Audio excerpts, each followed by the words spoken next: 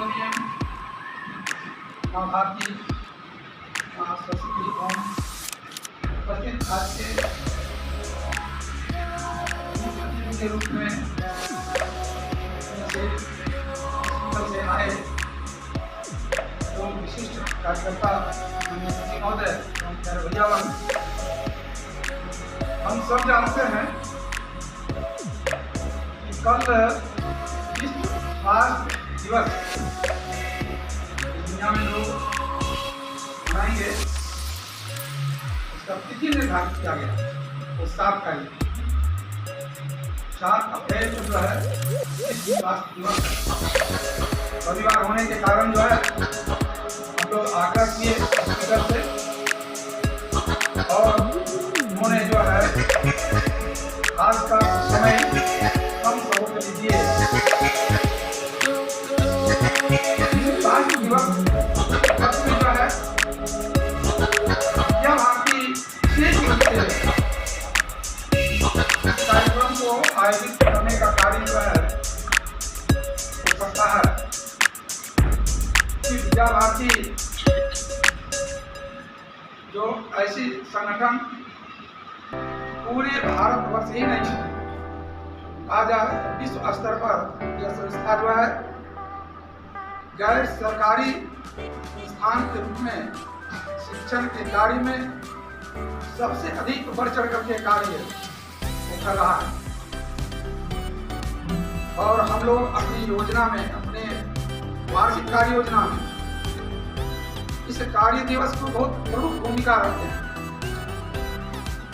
ये स्वास्थ्य ही धन है।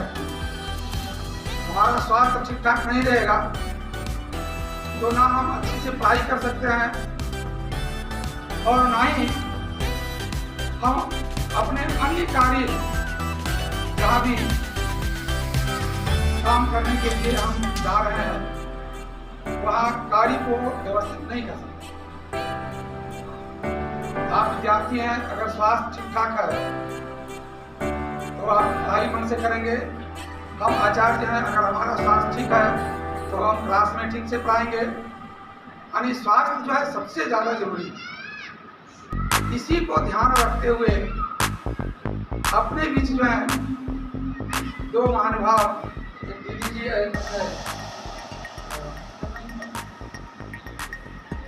अंसारी आए हैं और अपने भैया बहन के बीच जो है विशेष रूप से कुछ टिप्स देंगे, कुछ योजना बताएंगे कि हम स्वास्थ्य कैसे अपना ठीक रख सकते हैं। इसी को ध्यान रखते हुए आज का यह कार्यक्रम अपने विद्यालय के अनुभवी प्रधानाचार्य जी, आचार्य जी, दीदी जी, सभी भैया बहन,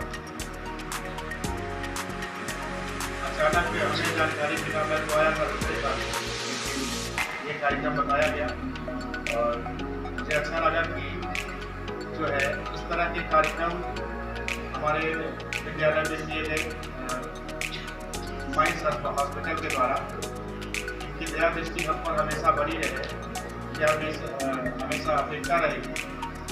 और ये जो कार्यक्रम है वह विश्व स्तर पर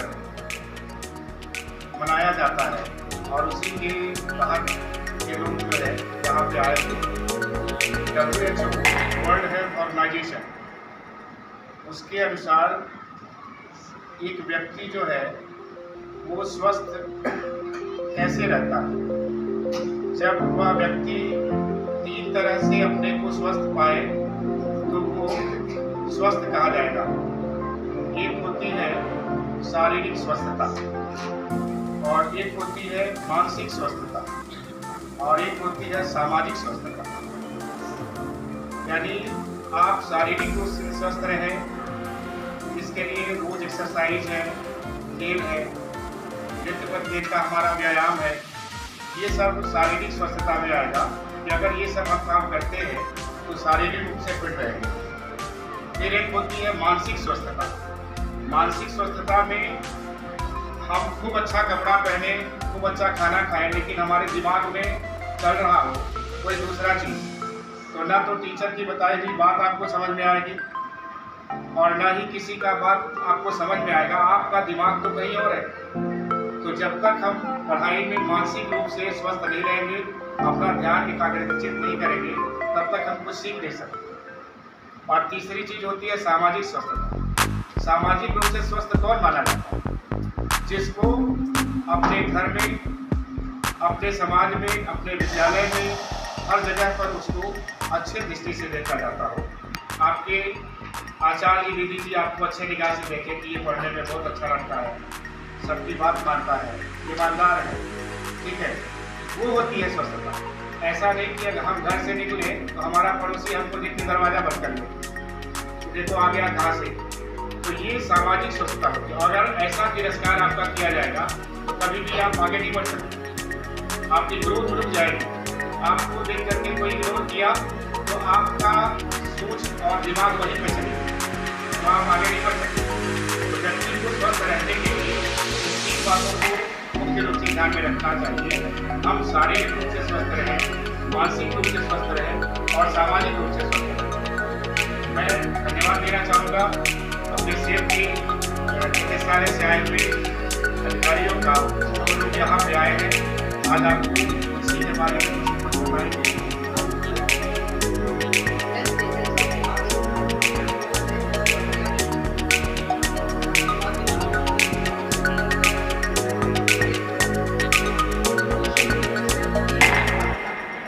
शारीरिक, मानसिक और सामाजिक स्वास्थ्य, अगर ये तीनों कंप्लीट किए तो इसे पूर्णतः स्वस्थ माना जाएगा। तो एक से बनाया जाता है। इसकी शुरुआत 1950 में हुई और जैसे कि हम लोग जानते हैं कि कंप्लीट इसको शारीरिक रूप से भी स्वस्थ होना चाहिए। फिजिकल के लिए हम लोग को योगा, खान पान, ये सबको ध्यान देना है।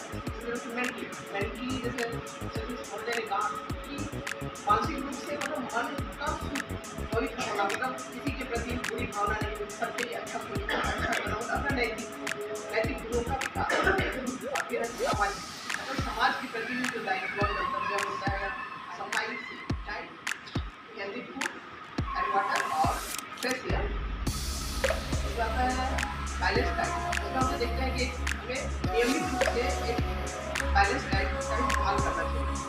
मतलब पर्टिकुलर टाइम में एक टाइम होता है, एक पर्टिकुलर टाइम में आपको नाश्ते कीजिए, दोपहर को एक पर्टिकुलर टाइम पे लंच कीजिए, आपका जो डिनर एक पर्टिकुलर टाइम पे और पर्टिकुलर नहीं क्या जैसा बना हमें सप्लाई कुछ ज़्यादा खा लें, ऐसा नहीं।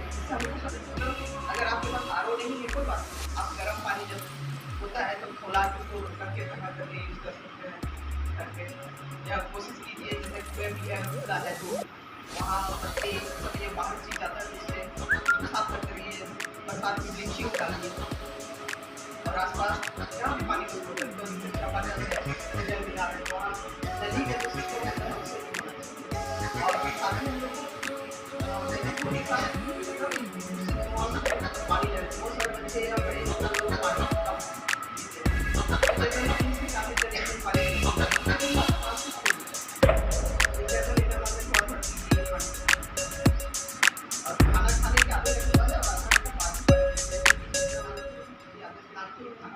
सप्ताह में चेक करके काट देना चाहिए। और अगर जल्दी जल्दी बढ़ रहा है तो 2 बार सप्ताह में 2 बार काट सकते हैं आप। शौचालय के बाद खाना खाने से पहले जरूर अपने हैंड वॉश कीजिए। और हैंड वॉश करने सिंपल ऐसा साबुन से केवल ये हैंड वॉश ऐसा कीजिए।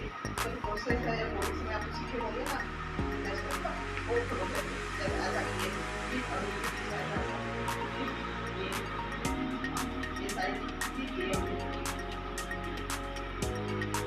सारा करके आप लोग देखो में जब हाथ लोग का सब चले जाते हैं हो जाता है जरूर आता है। यहाँ बहुत सारे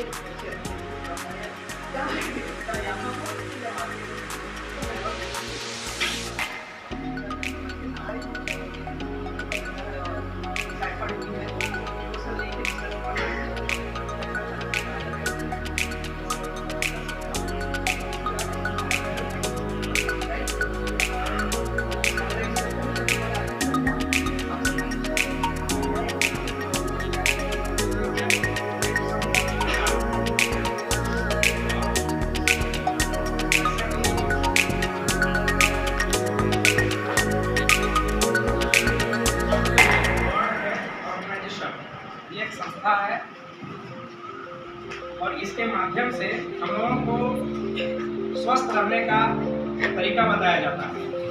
ये 1948 में स्थापित हुआ था, लेकिन इसको स्थापना दिवस के रूप में सर्वप्रथम 1950 में मनाया गया था।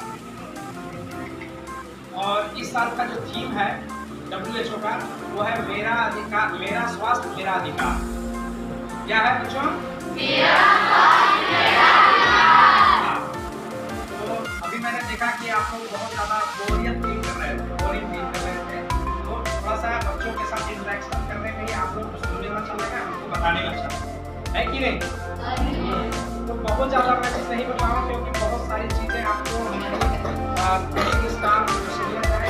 बहुत सारा चीज़ कवर किया, हर एक पॉइंट उन्होंने डीपली आप लोगों को बताया कि नहीं? सभी चीज़ गूगल के बता देने से आपको सारा चीज़ जानकारी नहीं हो जाए, ऐसा है क्या? नहीं, अगर ऐसा हो जाता तो आप लोग यहाँ नहीं रहते, मोबाइल में ही पढ़ लेते। लेकिन स्कूल आए हैं तो कुछ सीखने आए हैं, जानने आए हैं। तो जो आदमी या जो शख्स जो है जिस चीज़ में महारत हासिल किया है, वो आप लोग उस बारे में ज़्यादा अच्छा बताता है कि नहीं?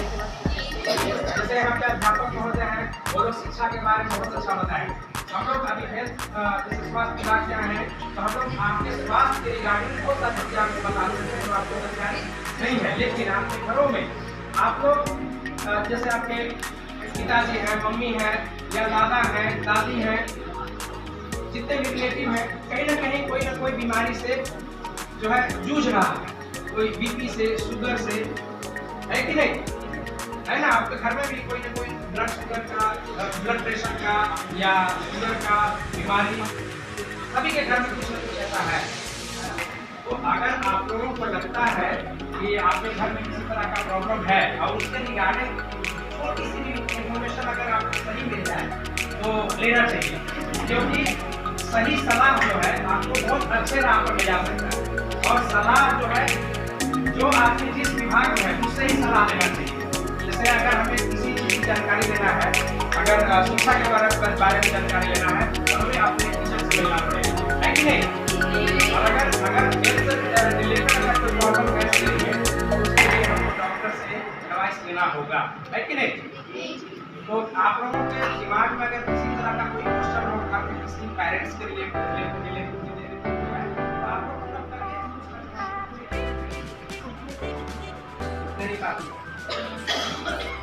देखिए बच्चों, पता क्या है, जनरली 30 ईयर के बाद, ठीक है, 30 साल के बाद ह्यूमन के जो बॉडी है उसमें जो है कैल्शियम का बहाव होने लगता है, निकलने लगता है आपका यूरिन के थ्रू, है ना? तो ये भी है। और दूसरा चीज़ की जो गृहिणी है आपकी मम्मी, घर में काम करते हैं, तो हम लोग के हाथ को बिलोंग करते हैं, बहुत ज़्यादा शहर से बिलोंग करते नहीं हैं कि भाई बस अपना कहीं नौकर लगा लिए काम, आपके मम्मी घास काटती होंगी, फसल भी काटती होंगी, ऐसा है ना?